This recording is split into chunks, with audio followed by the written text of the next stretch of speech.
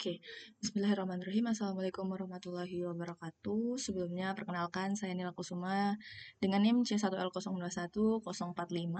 Di video kali ini, saya akan menjelaskan sedikit tentang analisis kekritisan lahan DAS sebagai tugas dari praktikum DAS acara 4. Oke, saya langsung aja ya. Oke, sebelumnya kita kenalan dulu sama lahan kritis. Lahan kritis itu apa sih? Olahan kritis ini menjadi perbincangan yang hangat gitu akhir-akhir ini. Oke, di sini saya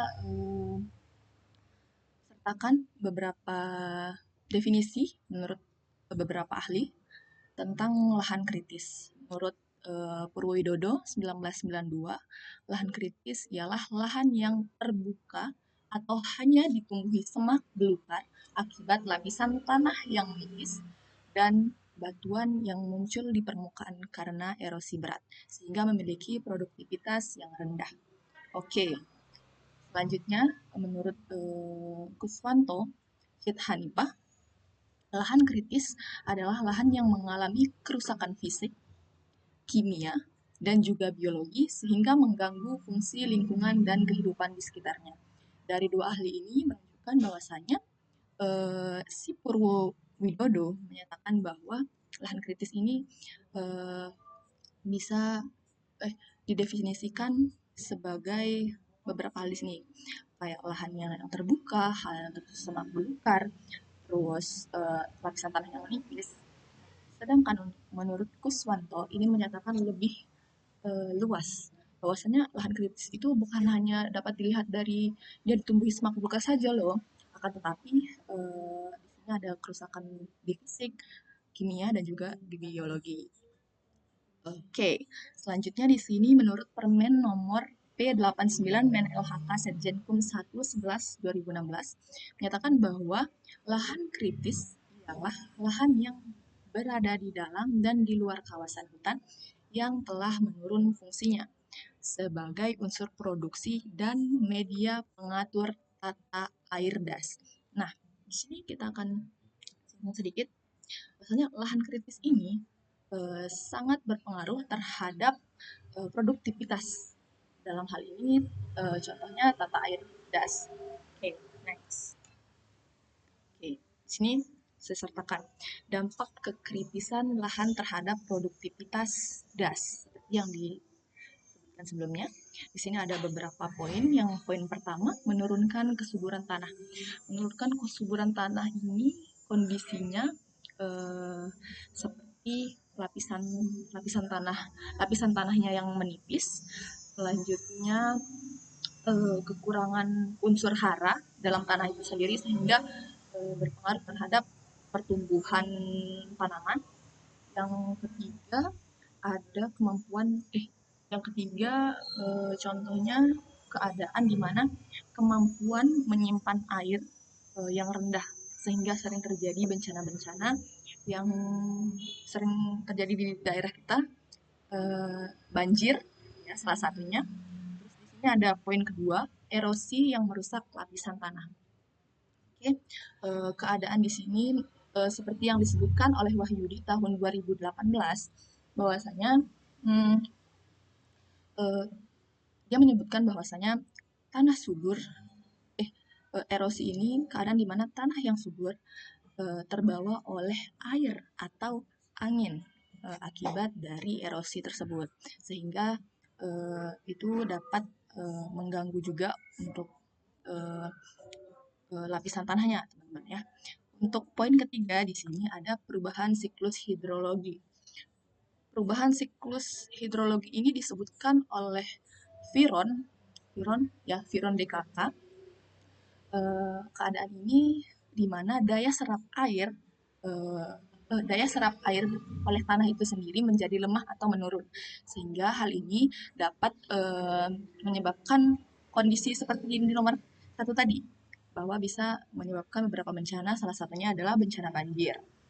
Oke, Oke, di sini saya menyertakan sedikit contoh kasus. Di sini JBI sebut di sini ya, salah satu berita pada tahun 2022, JBI sebut banjir di Kabupaten OKU Selatan akibat lahan kritis. Nah, di sini di kasus ini, eee, apa yang terjadi? Di sini terjadi akibat eee, alih fungsi lahan, teman-teman.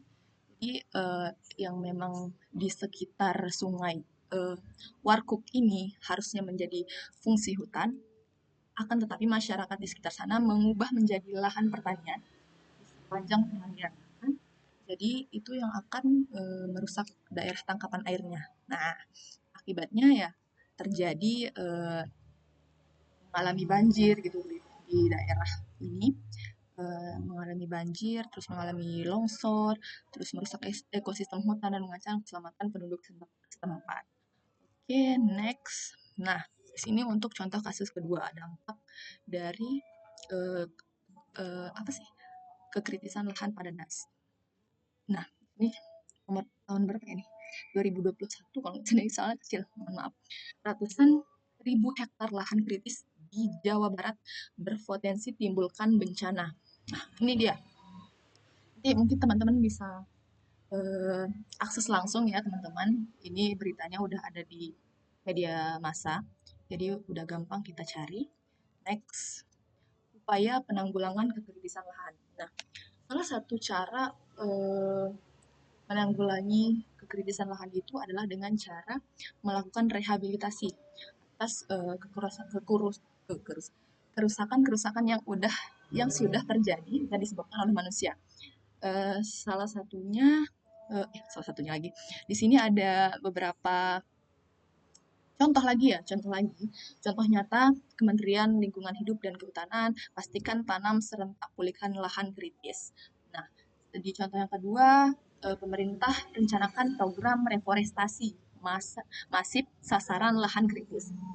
Nah, karena ada banyaknya semakin meluasnya lahan kritis di Indonesia ini, khususnya di negara kita tercinta, maka banyak sekali upaya-upaya yang dilakukan oleh pemerintah dalam menangani lahan kritis tersebut. Akan tetapi dari berbagai cara yang sudah di- dilakukan oleh pemerintah dan juga masyarakat bersama-sama, eh, dari permasalahan tersebut hanya eh, akan tetapi dari upaya-upaya tersebut banyak sekali permasalahan, salah satunya adalah kesadaran dari masyarakat.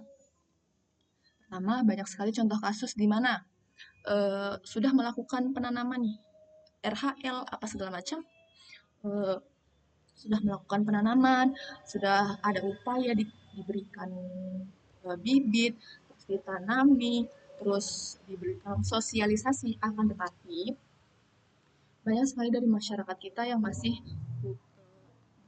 masih kurang pengetahuan tentang pentingnya menjaga lingkungan, jadi sehingga itu menjadi tantangan utama kita untuk kasus lahan kritis ini, apalagi kritisan lahan gas banyak, apalagi di area-area sungai seperti itu banyak sekali tantangannya juga, salah satunya pembuangan sampah bisa dilakukan sembarangan, jadi mereka buang sampah sembarangan terus nanti akan terjadinya banjir. Tetap saja banyak sekali masalah-masalah lainnya yang eh,